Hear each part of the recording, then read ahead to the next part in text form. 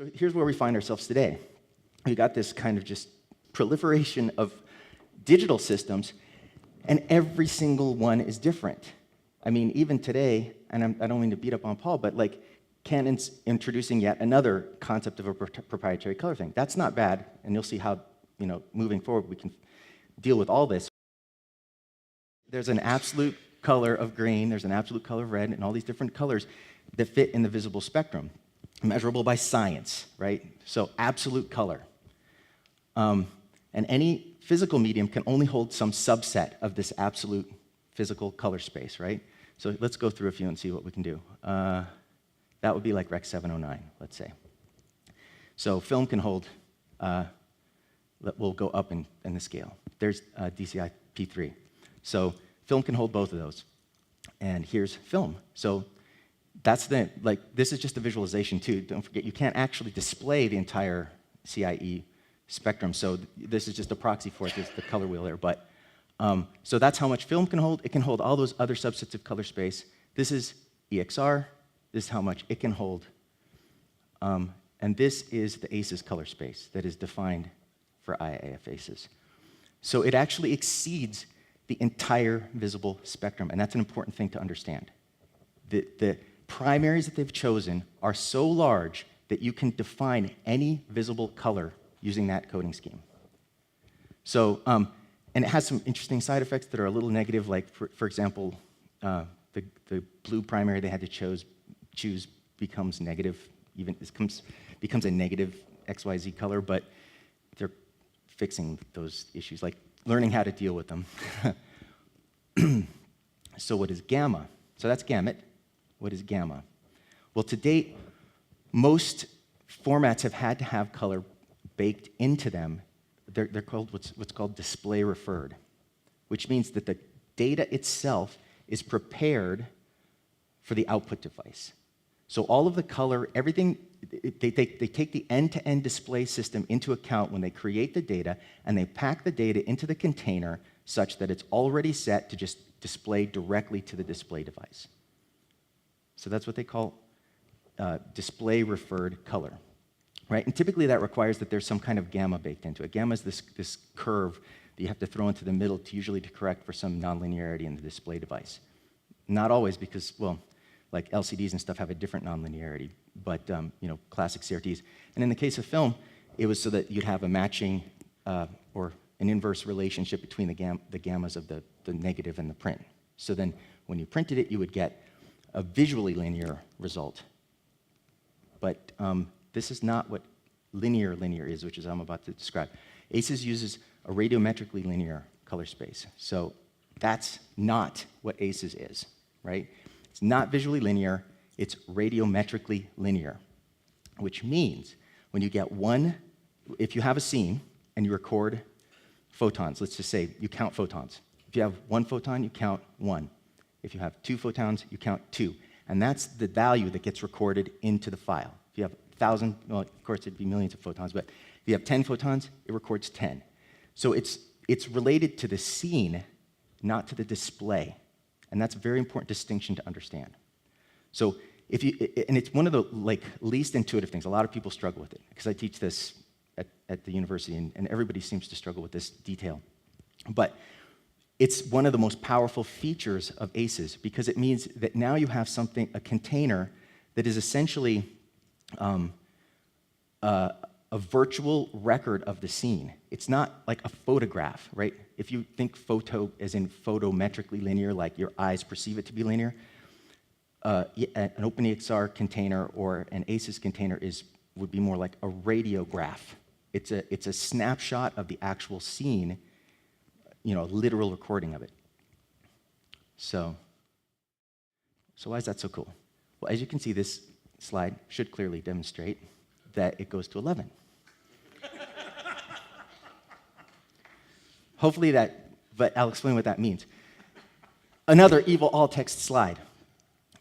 OpenEXR is a very large container. It defines, its big innovation is what's called half-precision floating point.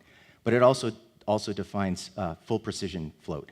So it's based on a floating point container, 16-bit float or 32-bit float, which is a very big container, which means it can hold values all the way from negative values to very large positive values, including what would normally be superluminous values, like values that would normally have to map above white, like the pings of the specular reflections on a car. Like for example, what's white, right? Is the sun white or is a piece of paper white, right? They're both white under sun illumination. If you look at a piece of paper and white balance for that, that's white, right? But what happens when you point the camera at the sun? Well, if it clips at 1, it's going to just look white. But in fact, it's got values much higher than the piece of paper. So when you're using a radiometrically linear system like this that's got extended dynamic range or high dynamic range, you can record those values literally into the container. Probably not with those values, but if you went to full float, you could. And the cool thing about the half float precision is it's a good balance between precision and file size. Because this is the reason why it's kind of cool, this slide here. In about a 30-stop range, it gives you 1,024 steps per stop of light. And so if you compare that to, say, like a log DPX format, which only gives you about something like 90 or something, 90 steps per stop of brightness, it's a huge improvement in terms of precision over that. And another little detail that's interesting, I think it's just described here, is that the exponential kind of nature of floating point encoding creates a natural logarithmic kind of quantizing of the image. So it's a linear representation with a log recording or quantization in the container. So you have the best of both worlds, basically, and a good compromise in size. So one of the things of recording these radiometrically linear images, one of the kind of benefits of it is it allows you to re-expose in post. So here's an example of, like, compared to a floating point compared to a linear or a gamma encoded just integer thing would clamp at 1. If you were to shoot it and float and your device was capable of recording that entire dynamic range, you could then in post time it down and actually see into the highlights like that. Whereas with kind of like an integer encoding that clamped at 1, you just get this dull, in this case you can't even see it, unfortunately this projector's not bright enough, but you just get this dull image that would have no detail in the highlights. The other side effect is that filters, because the amount of energy contained in, like, say, the superluminous areas and stuff is correct, filters run in a much more photorealistic way. So for example, the defocus filter here in particular is kind of interesting. It just looks very physical, and motion blur as well. It renders exactly how you'd expect it to if that was captured in the camera. So especially for visual effects, that's useful. But post now is becoming so production and post. It's kind of so close. I mean, throwing a defocus filter on something in post is like something you probably do very frequently. And because it's also radiometrically linear and radiometrically accurate, you can use it for image-based lighting. So now you can just take that same image, chuck it into an environment, hit render, and pretty much get an image that just looks like it belongs in the environment. So from a visual effects standpoint, it's incredibly awesome. Okay, so how do I use this awesome sauce, right? Because that's what probably everybody's waiting for. It's really not that complex. The important thing, so don't let the graphs scare you. The important thing to realize or understand is that these LUTs, which are supposed to be provided by the camera vendor themselves, will cast the data into that radiometrically accurate colors and scene-referred color space. It will actually move them into that for you. So many cameras, many LUTs is called the input device transform, one output. Everybody targets this common ground output. So once you're in ACES, none of that matters. Any of the upstream stuff goes away. Most of these downstream concerns, they go away too, because this is what you work in. And then if you need to preview it, this is called the reference rendering transform. This is kind of like a shaper LUT that the Academy's come up with. It kind of makes everything look filmy. It does the hard part of tone mapping this gigantic dynamic range to something viewable. And then output device transform which is the device-specific LUT to make it display correctly on that monitor, on whatever the output device is. So if it's a preview monitor or if it's one of these outputs.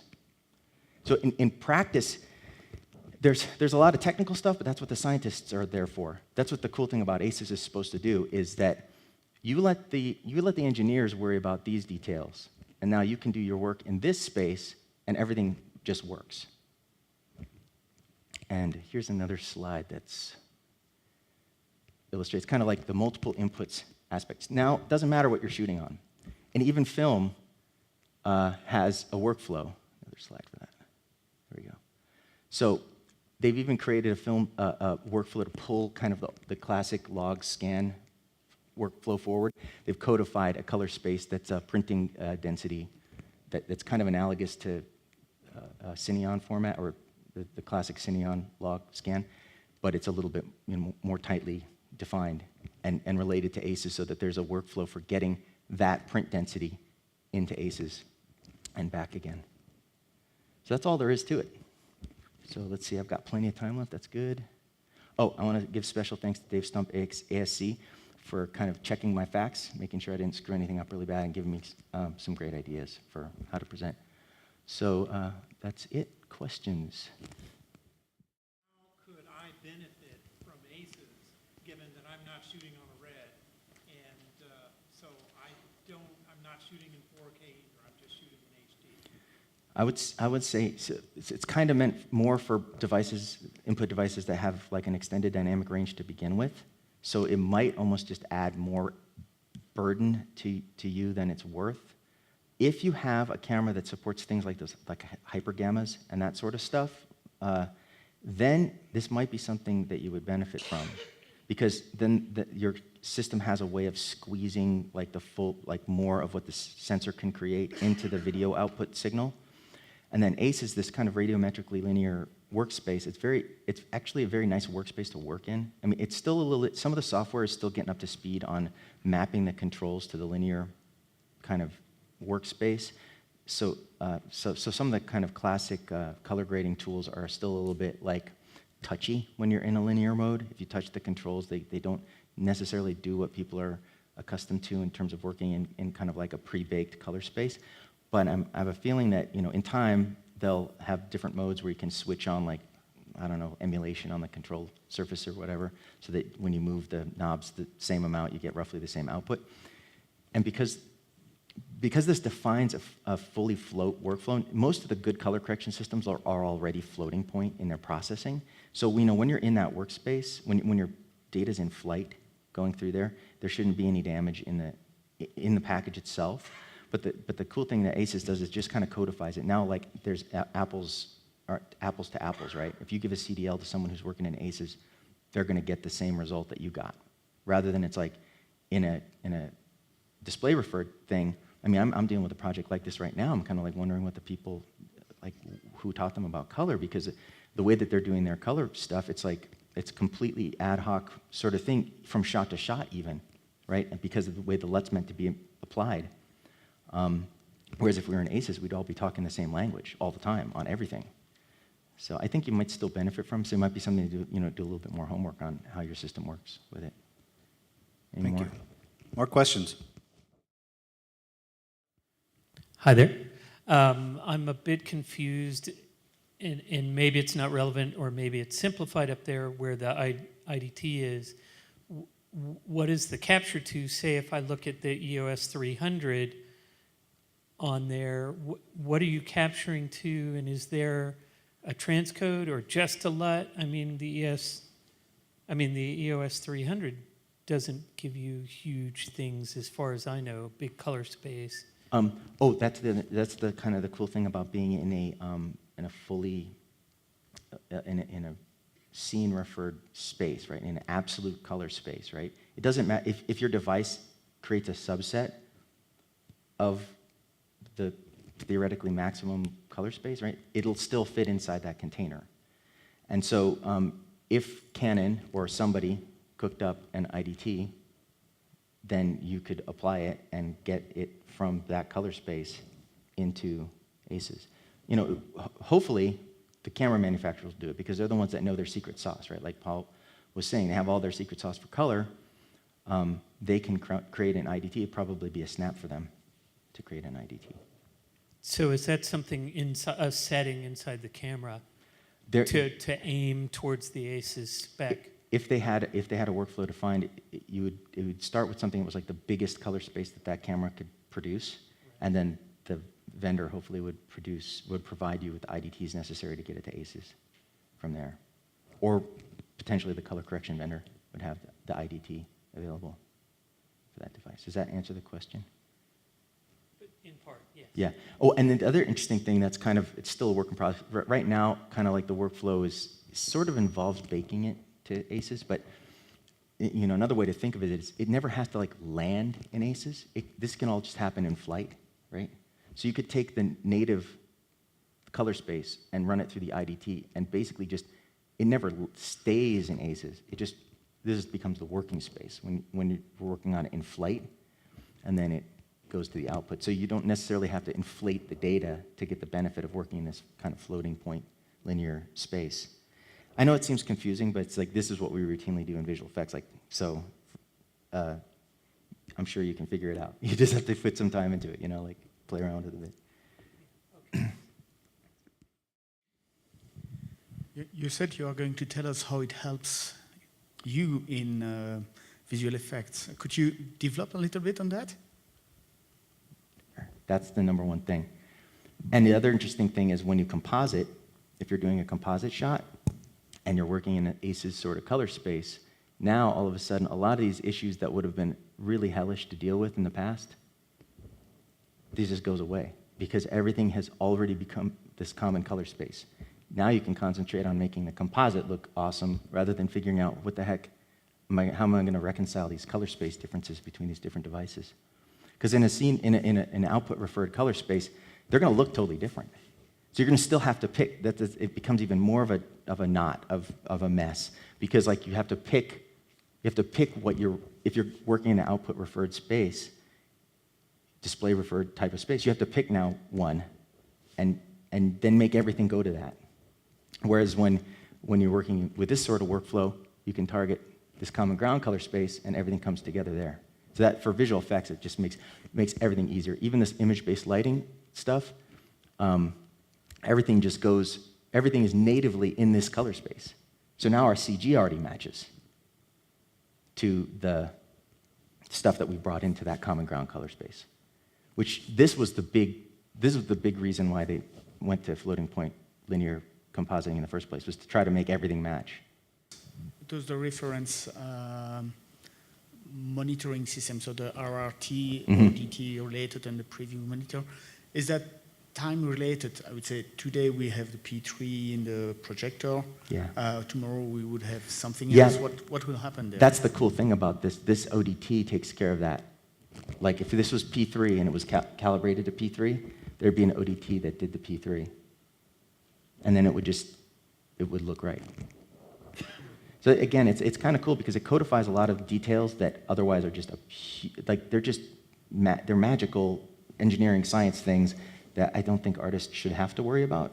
It finally creates a system where the engineers can plug in and contribute to getting the art part working. Good stuff. Well, thank you very much, Aaron. That was great. Thank you.